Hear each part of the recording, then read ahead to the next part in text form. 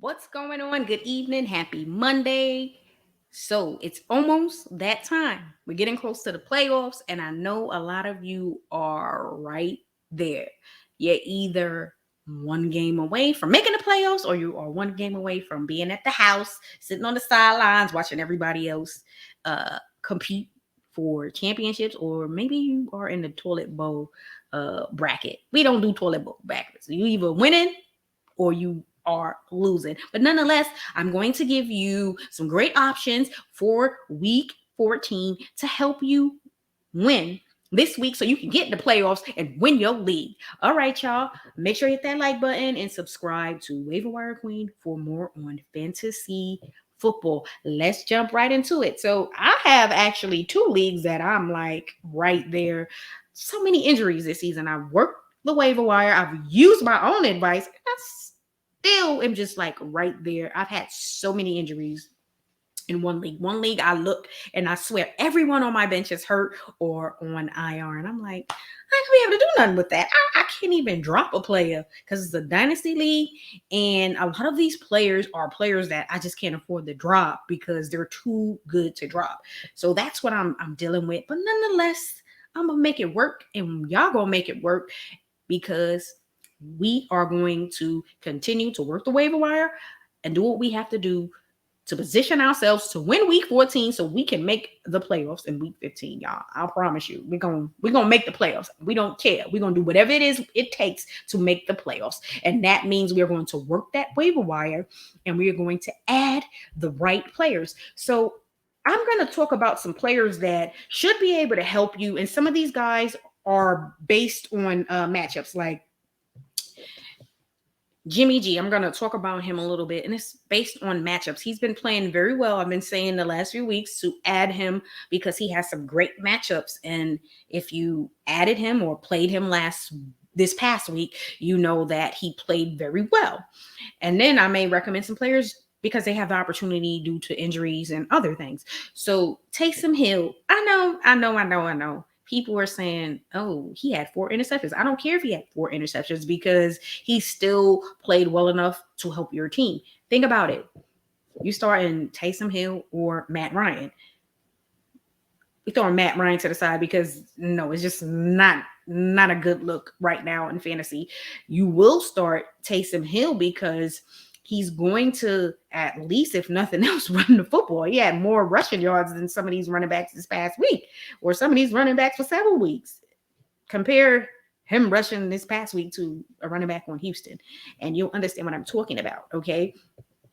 I had someone say, well, he scored a lot of points, even though he had 4 interceptions. Again, he still had over 264 passing yards, and then he had 2 touchdowns, and then he had over 100 rushing yards. So for a player like him, I don't feel like he's a franchise quarterback, but I do feel like he is kind of like, in my opinion, Jalen Hurts. Like, you're looking like, where is the production coming from? But it's there because they're using their legs as well.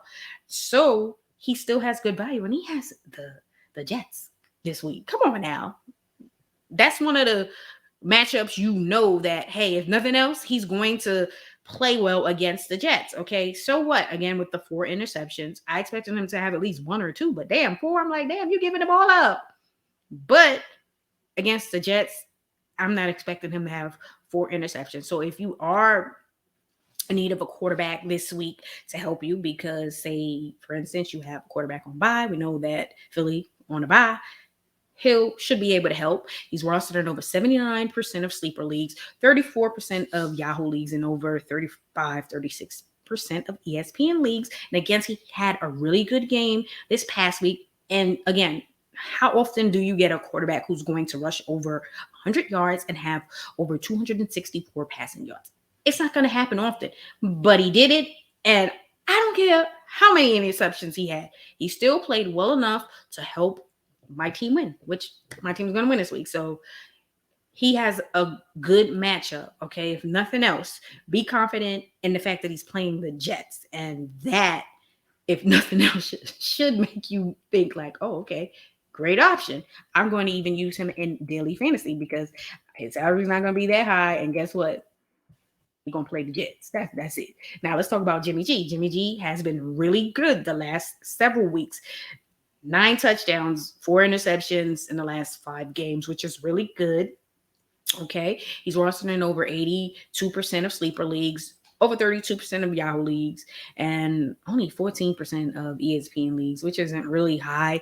I have a league in ESPN and I'm not doing that great.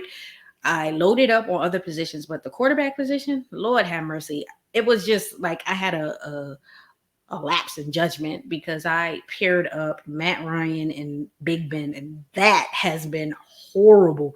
I'll never do that again, but I'm sure we won't ever have to worry about that happening again. But nonetheless, if Jimmy G is out there, I'm going to probably pick him up. Jimmy G has been playing well, okay? He has the Bengals and the Falcons coming up. These are good matchups. And think about it. If you are starting your playoffs week 15, you can start Jimmy G against the Falcons. You should have great results there. So again, right now we're thinking about matchups, playoffs, especially if you have players who haven't played well and are just pretty much struggling and you are looking for someone to help. And again, daily fantasy, he produced for me. So nothing else, go on and put him in daily fantasy and get those coins, y'all. Russell Gage, an inconsistent all season long, but he had a really good game against the Bucks. I was expecting that, but nonetheless, pick him up, right? We know that Patterson is the guy. He is the guy. Ridley is on IR, and Gage is obviously the next man up with Patterson at the top. But Gage is going to be inconsistent because they're going to go as Matt Ryan goes, and a lot of times that's a bad go, but sometimes you just have no choice but to play certain guys, and you have bye weeks and injuries, a lot of injuries, and sometimes you just got to take a chance. And if you took a chance on him yesterday, it paid off. Okay, so last 3 games, 22 recs, 241 receiving yards, which isn't too bad. Right now, he's rostered in over 88, 89% of sleeper leagues, over 34, 35% of Yahoo leagues, and over 25% of ESPN leagues, which is good. It means he's still available. Okay, let's talk about Dontrell Hillard, who I've grabbed in pretty much every league. He helped me win last week, and then he's on a bye week this week, but he's gonna come back and be good because I feel like he's gonna have a good game week 14 against Jacksonville. Jacksonville's defense is not that old Jacksonville defense of a few years ago, so that means Hillard should play very, very well. Again, Tennessee, to me, is still a run-first team.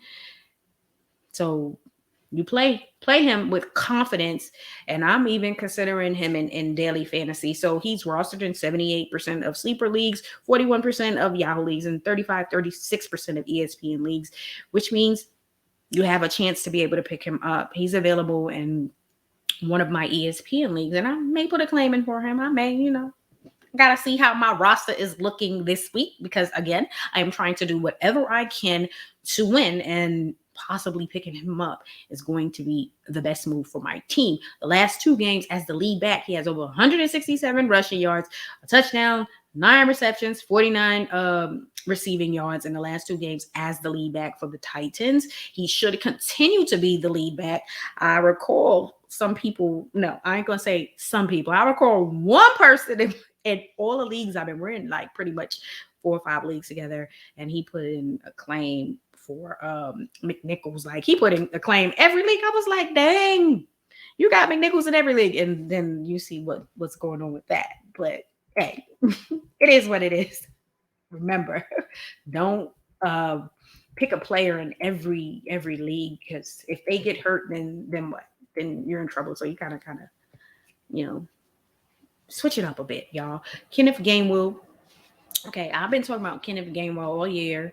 He is definitely a player you should have on your roster in a dynasty league. We all know that Miles Sanders is incapable of staying healthy for an extended period of time.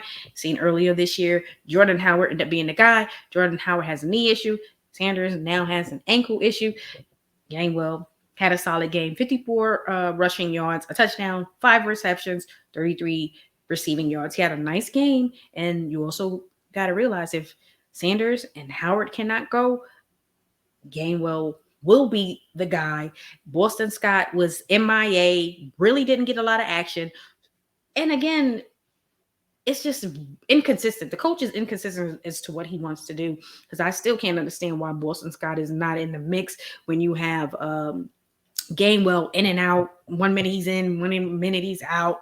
And with Howard out, I figured that with Sanders back, it would be Scott, but no. And I'm glad, because Gainwell really played well and showed the coach of the Eagles that he should be playing. And again, I have him in a dynasty league or two. I'm a Giants fan, so if they want to sit him on the sidelines and lose the game, go on and do what you got to do. But nonetheless, this is obviously not going to be for week 14 because they are on a bye. But if Sanders cannot go week 15, then you know that Gainwell is an option, and you don't want to wait until week 15 to find out. You know, the ankle injuries with running backs, you know how that is. So it's got to be smart with that. Tevin Coleman, running back with the Jets, is another great option. He is touchdown dependent, in my opinion. He is not going to average a lot of yards per carry, and he's going to need touchdowns to be effective. Okay. You know, that's what it is. And with the Jets, they don't get a lot of touchdowns. But nonetheless, he's got the opportunity with Michael Carter being out. Johnson is the change of pace, third down back. So they have different roles. So Coleman has been solid, but again, touchdown dependent, okay? And he doesn't have a good matchup this week. But nonetheless, still consider adding him. He's rostered in 77% of sleeper leagues, 41% of Yahoo leagues, and over 43% of ESPN leagues. And again, keep in mind, touchdown dependent. Now, let's talk about KJ Osborne. Adam Thielen, high ankle sprain. Nonetheless, it's an ankle sprain, so he wasn't able to return to the game early on in the game. I was very upset because I had him in the league, and I'm like competing against someone. We both have the same record, and we're both trying to, win. And then Adam Thielen got me 1 point, and then the injury, and I'm like, oh my God, I'm gonna lose. End up winning, so happy about that. But nonetheless, Thielen, if he misses time, Osborne should fill in for him nicely. He had a solid game. He pretty much stepped up. 4 receptions, 47 yards, and a touchdown. Not too bad. With Kirk Cousins, you just never know. Sometimes it's just like a big headache, and it's just all over the place. But nonetheless, Osborne took advantage of opportunity and played well. He is rostered in 68% of sleeper leagues, 4% of Yahoo leagues, and he is definitely available in ESPN leagues. So if you are desperate because players are out on bye week or injuries, if you have Thielen, maybe you want to consider him. But just know that sometimes with Kirk Cousins as quarterback, it's going to be a big, inconsistent, hot mess. Darnell Mooney, been talking about him the last several weeks. One of the players I said was a sleeper and a breakout player this year. Started out kind of slowly, has picked it up. He has a great rapport with Fields and played very well with Andy Dalton at quarterback as well. So to me, right now, he's the more consistent wide receiver, but everything is very much consistent in the passing game with the Bears. But nonetheless, he has put together a really good season, and he has surpassed his over 600 receiving yards of last year. He has surpassed that, and he's having a really good season. So he's rostered in 96% of sleeper leagues, 81% of Yahoo leagues, and 77% of ESPN leagues, which means there's a slight chance he is not available. I was able to pick him up 2 weeks ago because I was like, why are they just releasing him? And this was in a dynasty league. So I'm like, okay, I'll take him, and snatched him up. So if he is available in your league, pick him up because he has been one of the more consistent players for the Bears this season. Let's talk about Ricky Seals-Jones, y'all. I'm only recommending him because obviously Logan Thomas is done for the season. Major knee injury. Now with Seals-Jones, you do need to keep in mind he's dealing with a hip injury. Didn't even play last week. Hasn't been playing as much. But remember early on in the season when Thomas was out, he played very well. So if he can go, he should be a nice add for your team, because you got to realize again with the tight end position, there's some tight ends who have been inconsistent. There are a few teams that have tight ends, but they don't seem to get them involved. So tight end position, it's kind of lacking. But nonetheless, if he can go, he is a nice option. Right now, he is rostered in over 43% of sleeper leagues, 5% of ESPN leagues, and a little over 5% in Yahoo leagues. Again, I'll stress that he has a hip injury, so check for that. Just kind of monitor that situation. If he is going to play and he's practicing all week and he's able to go, then he is someone that you can consider, especially in a 2 tight end league. When I'm in a 2 tight end league, I definitely want to make sure that I have more than 2 tight ends on my team. In a 2 tight end league, if I only have 2 tight ends on my roster, I am stressed the hell out because you need more than 2. Okay, with all the injuries that goes on in the NFL, you need more than 2 tight ends, okay? In a 2 tight end league. Tyler Conklin has been playing his tail off. He's been one of the more consistent lower end tight ends this season. And if you were able to pick him up early on this year, kudos to you. Very, very good season for him. I mean, he's never had over 200 yards in a season. He has over 400. It's a career year for him. He has 40 receptions as well. Very, very consistent. And if nothing else, again, you got to keep in mind he's playing for the Vikings. So Kirk Cousins is going to have those moments where he's just inconsistent. But he's been very consistent with Conklin. So I could say this. Okay, he's going to get Conklin the ball every now and then. Conklin is rostered in over 79% of sleeper leagues, 30% of Yahoo leagues, and a little over 35% of ESPN leagues. And remember that he's been consistent. And if you are in a 2 tight end league, he is a really good ad. If nothing else, very solid ad in a 2 tight end league because he is producing. Okay. And that's all you can ask for out of the tight end spot. Someone who's going to produce. Forster Moreau, tight end with the Raiders. Again, he is a good ad if Darren Waller cannot go this week. He was week to week at one point. Now he is day to day. He may end up suiting up. If he does not suit up, and this is definitely for a 2 tight end league because I'm in a 2 tight end league and I had Darren Waller and I went and picked up Forster because I was like, oh my God, all my tight ends are hurt. I have about 4 tight ends and they all are hurt. And so I had no choice but to say, I'm going to pick him up. I'm going to keep him on my roster even if Waller can go because he's been kind of banged up this season. And I just can't take a chance on releasing him and then say Waller can't go or he re-injures himself. And then I don't have the option to pick him up because Derek Carr will get him involved. He played a game earlier this year when Waller was unable to go, and he had a really good game. Didn't have a really good game yesterday. Didn't get him involved as much, but nonetheless, he has shown that he can hold his own in place of Waller when Waller is out.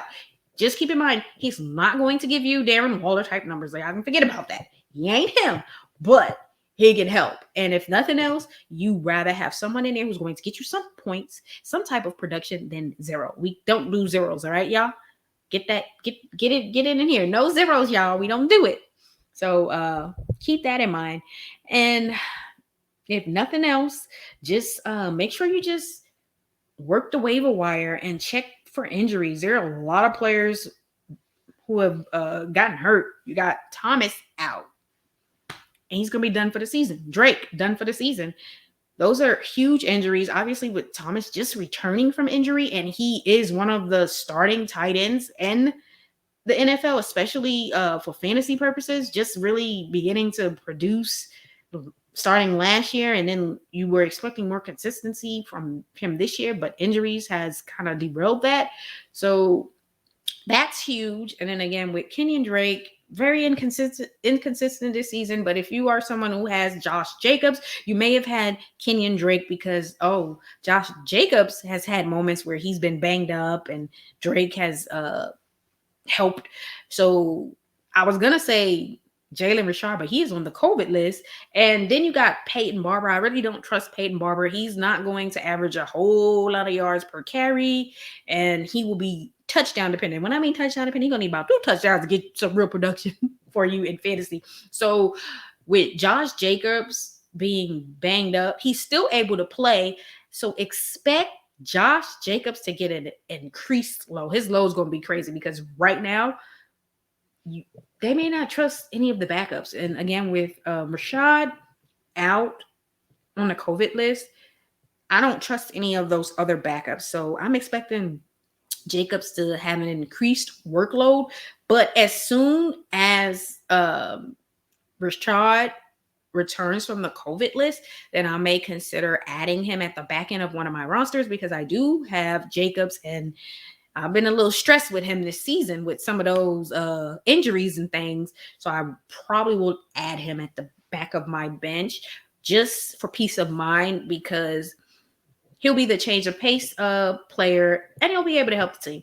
All right, y'all, make sure you hit the like button and you are subscribed to the channel. Y'all have a great evening. Peace.